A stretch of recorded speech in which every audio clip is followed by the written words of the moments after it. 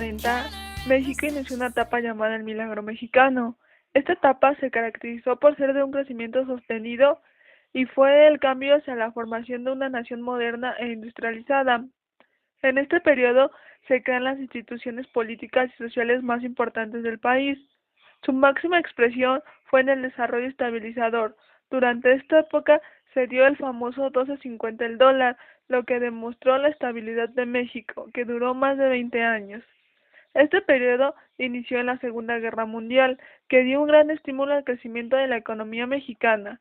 De 1940 a 1956 se da en México un periodo de crecimiento hacia afuera, basado en el dinamismo del sector primario.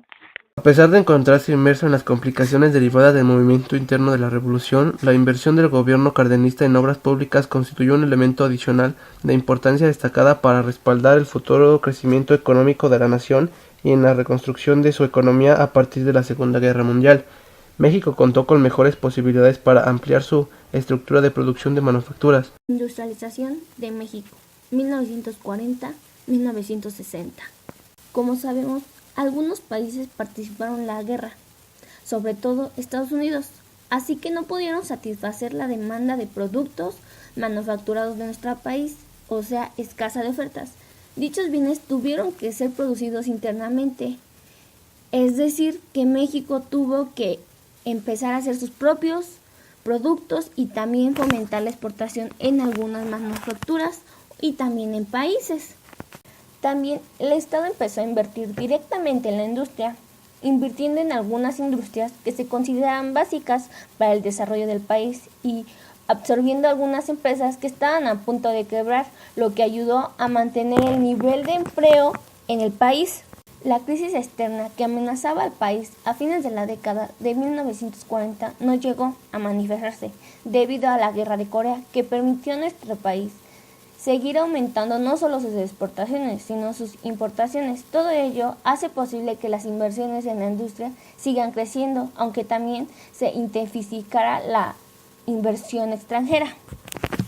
Para 1950, el crecimiento se extendió a todos los sectores, dando lugar a que el Producto Interno Bruto aumentara a razón del 6 anual.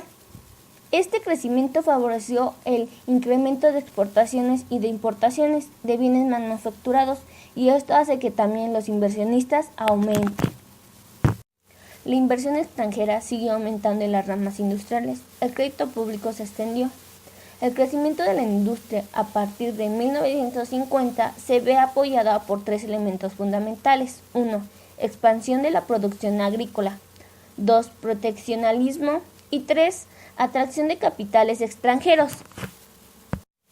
El proceso de industrialización se consolida a fines de la década de 1950 y principios de los 60. El crecimiento económico se sostiene por la abundante oferta agrícola, la entrada de divisas por turistas y el incremento del producto de sustitución de importaciones. Para la década de los 60, el Producto Interno Bruto crece a una buena tasa, cerca del 7%.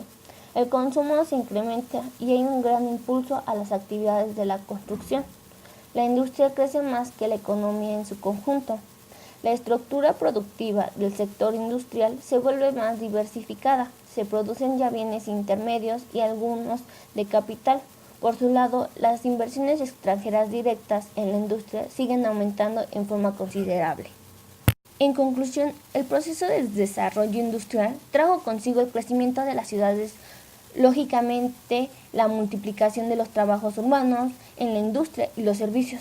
Hace medio siglo, la mayoría de las familias mexicanas vivían de los labores del campo y ahora lo hacen de los trabajos que ofrecen las ciudades, viéndose el desarrollo industrial, lo que cual se ve reflejado. Ahora les muestro una tabla sobre el proceso que se dio en el trabajo, en el empleo más que nada, desde 1940 a 1960, en la actividad de rama como la agricultura, la ganadería, silvicultura, pesca y caza. También tenemos la industria del petróleo, industria de transformación, construcción, la generación y distribución de la energía, comercio y transporte y servicio. Lo que podemos apreciar que casi en la agricultura se aumentó el doble. En la construcción y generación y distribución de energía no había datos, pero se ve que en 1960 hay grandes trabajos. El comercio también se aumentó, el transporte se aumentó también al doble y en los servicios se aumentó casi a un cuarto o un triple de empleos. Entonces está muy bien. Es una época donde México nace como país, como